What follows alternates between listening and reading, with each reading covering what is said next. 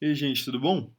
Eu sou Antônio Santiago e, juntamente com a Antonieta Merlo, vamos dar início aqui ao terceiro GD de Fisiologia 2 para encerrar essa matéria com chave de ouro. E essa terceira prova, ela vai ser focada, como vocês já devem estar sabendo, claro, com endocrinologia e fisiologia gastrointestinal.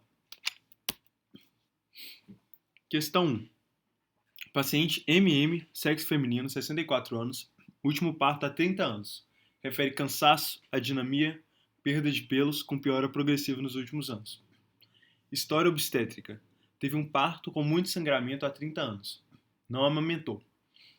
Em seus exames laboratoriais, TSH bastante baixo, T4 livre também abaixo dos valores de referência, FSH baixo, LH baixo, testosterona livre baixa.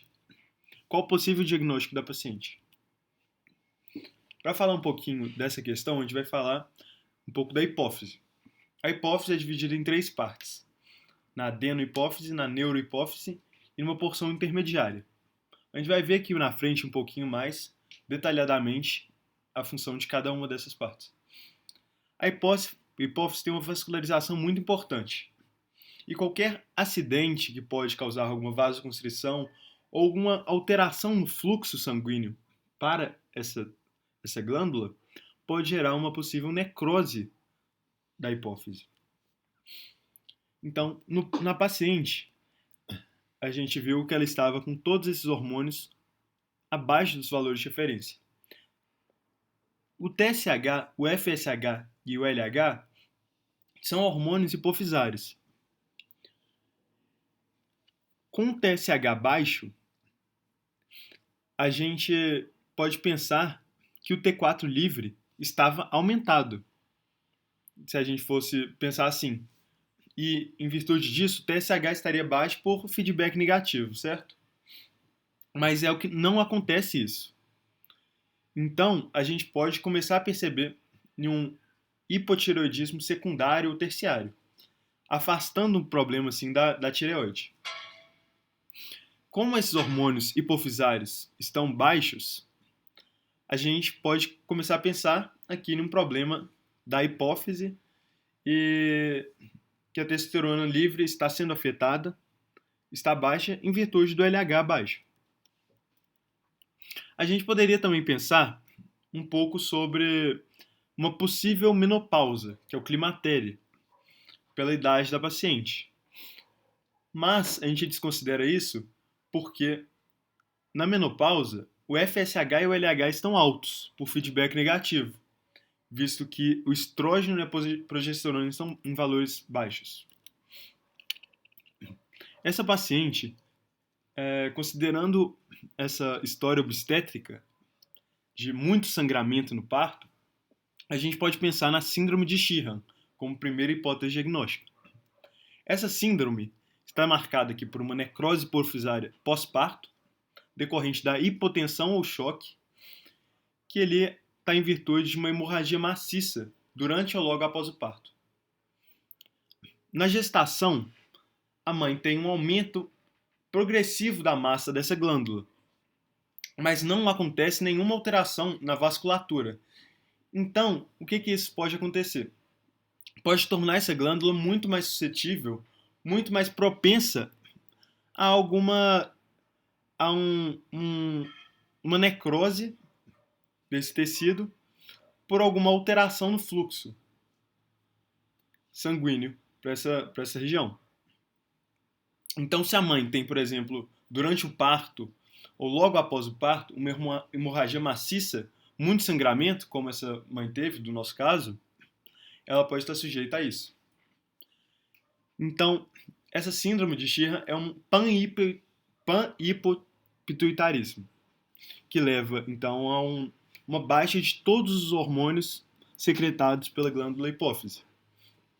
Para a gente poder confirmar esse diagnóstico, a gente poderia pedir também alguns outros exames laboratoriais, como o estradiol, o IGF-1, o cortisol também, para checar ali como que está em virtude do ACTH, e os outros também que já tínhamos pedido. Já tinham pedido, no caso, que é o ACTH, o FSH, o LH. E todos vão estar em valores abaixo dos recomendados. Questão 2. Quais são os hormônios hipofisários e suas principais funções? Então, a gente vai ter 3 partes da glândula pineal, que são elas a adenohipófise, a neurohipófise e a porção intermediária. A adenohipófise secreta o GH. O GH é o hormônio de crescimento, ele estimula a síntese proteica e o crescimento global da maioria das células e tecidos. O GH é um hormônio hiperglicemiante, a gente tem que lembrar disso. Ele aumenta a glicose sanguínea. E um tumor produtor desse hormônio do crescimento em crianças pode levar ao gigantismo, enquanto em pessoas mais velhas pode gerar acromegalia. Vamos lembrar um pouquinho a diferença desses dois termos. O gigantismo é quando tem um tumor produtor de GH em pacientes com a região hipofisária dos ossos que não está fechada. Então a pessoa vai crescendo de tamanho. Já a acromegalia é um tumor produtor de GH em pacientes com a parte hipofisária dos ossos já solidificadas. Então não vai haver um crescimento do corpo das pessoas. Vai haver sim um alongamento das mãos, dos pés, das extremidades, por exemplo, das orelhas, do maxilar, mas não de tamanho. A adenohipófise também secreta FSH. Na mulher vai ser importante para o desenvolvimento dos ovócitos. Nos homens, atua estimulando as células de Sertoli nos testículos para a produção de espermatozoides. O LH na mulher ela vai atuar formando ali o corpo lúteo, importante para a secreção de progesterona e estrógeno. E no homem vai ser relacionado a testosterona nos testículos. O TSH vai estimular a síntese e a secreção aqui dos hormônios tireoidianos, o T4 e o T3.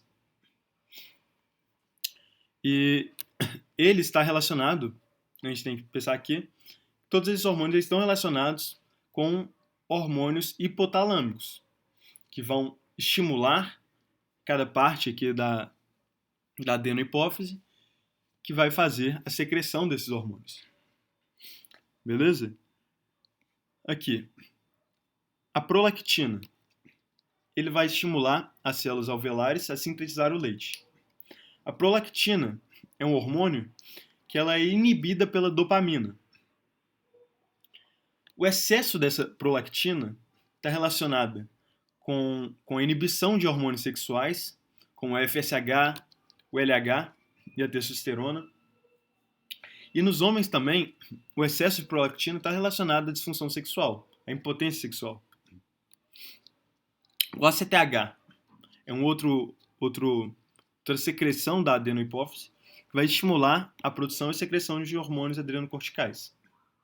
Um tumor na hipófise anterior, produtor de ACTH, tem o nome de doença de Cushing, que vai gerar aquele hipercortisolismo, cortisol aumentado e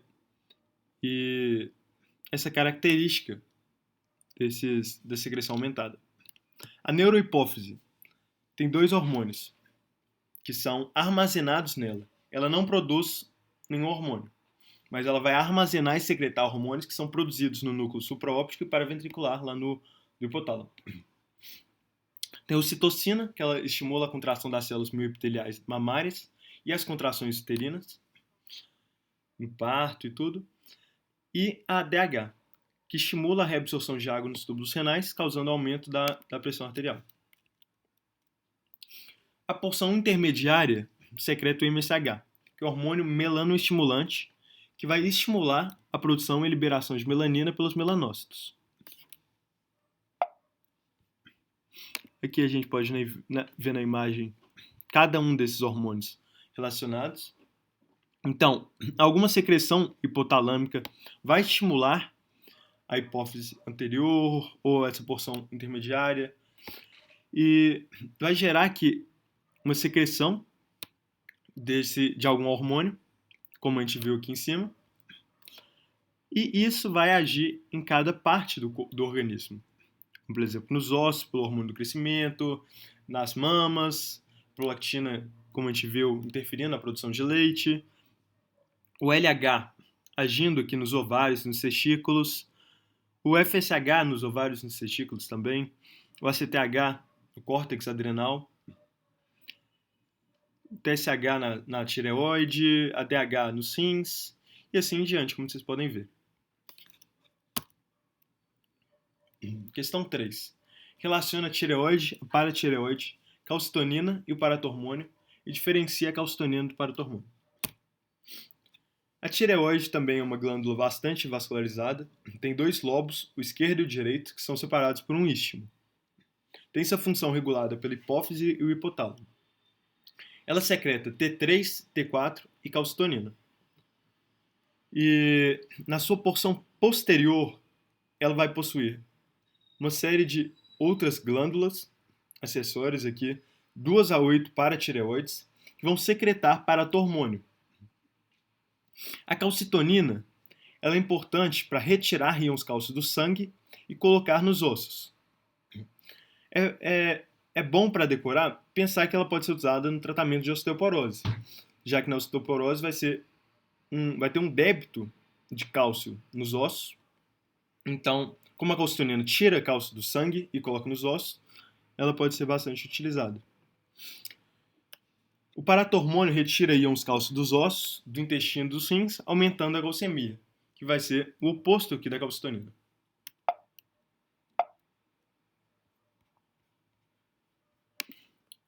A questão 4. Descreva o eixo hipotálamo, hipófise, tireoide e o mecanismo de regulação pelo feedback está exercido pelo T3 e T4. O hipotálamo ele secreta TRH, que vai agir ali na hipófise, estimulando a liberação de TSH, que vai agir na tireoide, estimulando a secreção de T3 e T4. Vale lembrar aqui que os mecanismos de feedback, que são de feedback negativo, tem a alça curta e a alça longa. Na alça curta, quando esses hormônios estão sendo consumidos, eles começam pela alça curta a estimular a hipófise, fazendo com que ela aumente a secreção de TSH. Que aí esse TSH vai agir na tireoide, fazendo a estimulação mais T3 e T4. Também tem um mecanismo de alça longa, que é quando esse T3 e T4 vai estimular aqui, vai mandar um impulso de feedback negativo para o hipotálamo, fazendo com que eleve essa secreção de TRH. O TRH, ele age aqui tanto na hipófise, mas ele também está relacionado ao aumento da prolactina.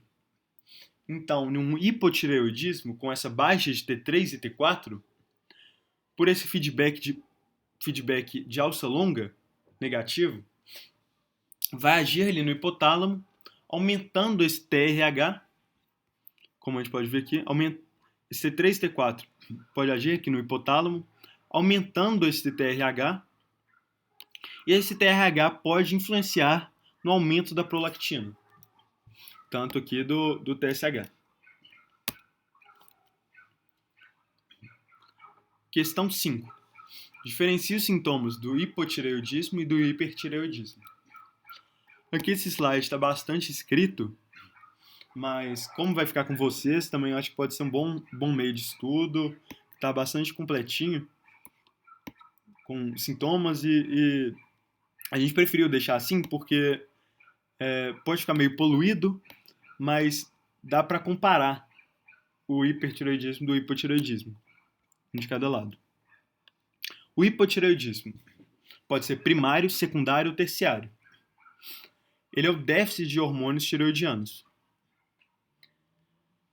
No hipotireoidismo, há uma lentificação de todos os processos metabólicos, em decorrência dessa baixa de T3 e T4. Então, como causas desse hipotireoidismo, alguma das causas está deficiência de iodo, é, essa, essa indução do hipotireoidismo por drogas.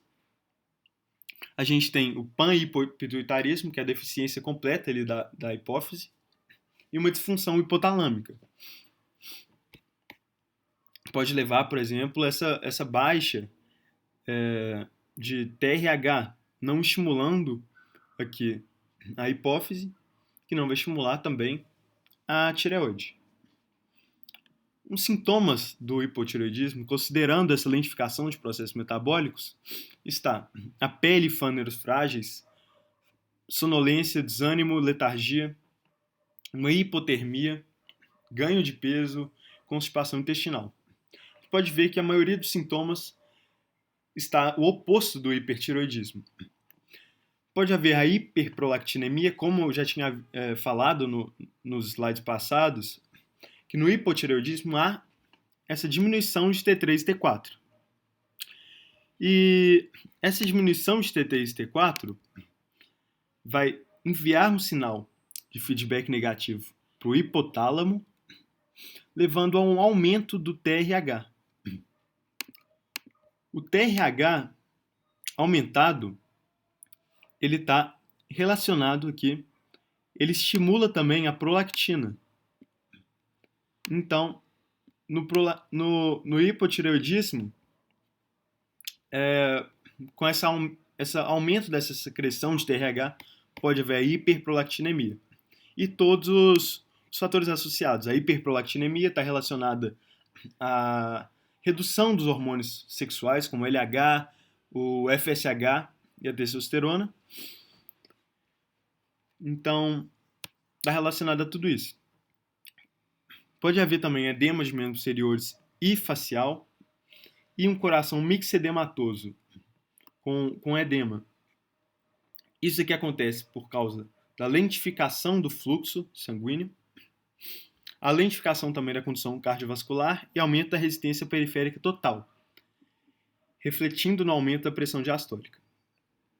A resistência periférica total, ela é a pressão diastólica. Então, se ela aumenta, a pressão diastólica aumenta. E aqui vai haver uma redução do débito cardíaco, que se relaciona com a pressão sistólica. Então, o que vai acontecer nessa pressão arterial do paciente? Vai ser uma pressão arterial convergente. A pressão arterial não é 12/8, a normal? Então, vai reduzir a sistólica e aumentar a diastólica. Por exemplo, 11/9. E também morte é um dos sintomas, de possíveis ocorrências do hipotireoidismo. E vamos falar um pouco aqui do hipertireoidismo. Tem um aumento do T3 e T4, suprimindo o TRH e do TSH por feedback. Vai acontecer um aumento global do metabolismo corporal, o oposto do hipotireoidismo. Como causas, tem a doença de Graves, que é uma doença autoimune que leva à tireotoxicose, que é essa sintomatologia do hipertireoidismo. É a mais comum causa do hipertireoidismo. Tem a doença de Plummer, que é mais comum em pacientes mais velhos, que ocorre a presença de nódulos tireoidianos, que são frequentemente benignos, autônomos, e que vão levar ao hipertireoidismo. Tem a tireoidite crônica, Hashimotosis, de Hashimoto, que também é uma destruição da glândula, liberando muito T3 e T4.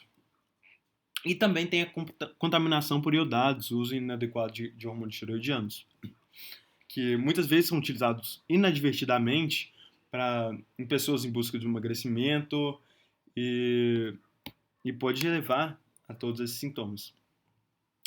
Os sintomas são emagrecimento, tremores, taquicardia, rubor, sudorese, febre, insônia, diarreia, por esse aumento do peristaltismo. Está presente também queda dos cabelos, exoftalmias, como aqui na foto, fibrilação atrial e morte. A exoftalmia está mais presente aqui na doença de Graves, que é a causa mais comum do hipertireoidismo. O hipotireoidismo, ele pode ser primário, secundário ou terciário. O primário está em cerca de 90 a 95% dos casos. E é um problema, uma disfunção na glândula tireoide. O secundário e o terciário são mais raros. O secundário está relacionado a um déficit aqui na hipófise e o terciário no hipotálamo. Nessa clínica, vai haver uma redução do volume sanguíneo com uma redução da contratilidade. Isso vai levar a um volume de ejeção menor e um débito cardíaco menor, levando a uma redução da pressão sistólica.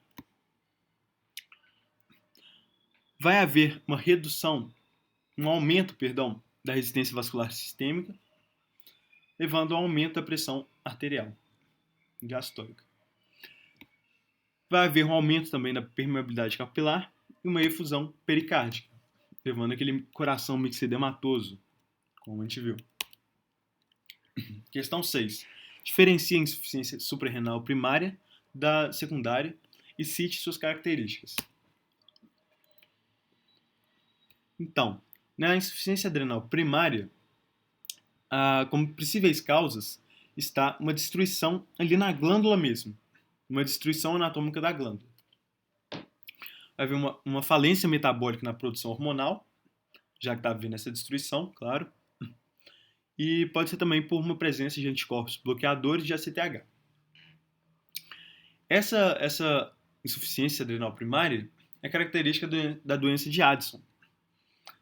A doença de Addison vai haver uma destruição do córtex das adrenais, e o córtex ele está presente ali a produção de glicocorticoides, como cortisol, os mineralocorticoides e esteroides sexuais. Com a queda aqui do cortisol, vai haver, por feedback negativo, um aumento do ACTH, certo? Teve uma queda do cortisol, então vai enviar um sinal ali para a hipófise para aumentar o ACTH que está com falta de cortisol. Isso aqui vai levar a um aumento do ACTH. O ACTH é um hormônio que os 15 primeiros aminoácidos são muito parecidos com o do MSH, que está relacionado com os melanócitos e a pigmentação da pele. Então, o aumento desse ACTH vai gerar um aumento do MSH e vai promover um aumento da coloração das mãos e das mucosas. Os mineralocorticoides, vão estar reduzidos também. E a aldosterona, ela é muito importante aqui, e sem ela não vai haver a reabsorção de íons sódio e não vai haver a secreção de íons potássio. Então vai haver aqui no sangue uma hiperpotassemia e uma hiponatremia, levando aqui a distúrbios gastrointestinais pelo distúrbio hidroeletrolítico. Os esteroides sexuais que são produzidos também aqui no córtex das adrenais vão ser reduzidos, que estão relacionados aqui com queda de pelos do corpo. Na insuficiência adrenal secundária, vai acontecer por uma causa que não seja na glândula. Uma deficiência no eixo hipotálamo hipofisário, levando a uma baixa de ACTH, que vai haver uma supressão do estímulo à produção desses hormônios na glândula. Um tratamento vai consistir em uma reposição dos hormônios que estiverem em falta, de glico e mineralocorticoides, continuamente. E é importante frisar também que no estresse pode haver uma crise aguda dessa condição, levando a vômitos instáveis, dor abdominal, hipotensão, às vezes coma e um colapso vascular. Então é fundamental a orientação para os pacientes a necessidade de aumentar as doses do corticoide na presença de situações de estresse. Questão 7. Mulher, 21 anos, procurou serviço médico para esclarecimento de queixas de astenia, anorexia, emagrecimento de cerca de 5 quilos com 2 meses de evolução. história pregressa e familiar irrelevantes. A admissão apresentava-se deprimida, emagrecida, com hiperpigmentação da face, linhas interdigitais na palma das mãos e nos lábios. A pressão arterial era de 80 por 44 milímetros de mercúrio, pulso de 110 e afebril. A ausculta cardíaca e pulmonar era normal. Possuía dosagem de ACTH muito elevadas, cortisol baixos, aldosterona indetectável, renina alta e um diagnóstico de insuficiência suprarrenal aguda foi feito. Com base nesses dados, no conhecimentos adquiridos, 1. Uma pessoa que trabalha durante o período noturno e dorme durante o período da tarde continuará tendo seu pico de cortisol durante a manhã. Certo ou errado? Errado. Depois a gente vai discutir aqui cada uma. A 2. Pode ser primária se há destruição anatômica da glândula e falência metabólica na produção hormonal ou presença de anticorpos bloqueadores de ACTH. Certo. Pode ser secundária se há hipopituitarismo devido à doença ou supressão do eixo hipotálamo hipofisário.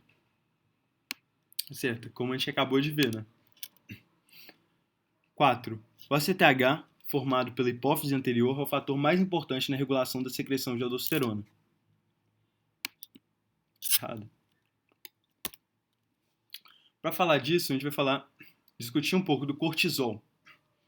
Cortisol é um hormônio hiperglicemiante e ele estimula aqui nas células, vai estimular a gliconeogênese.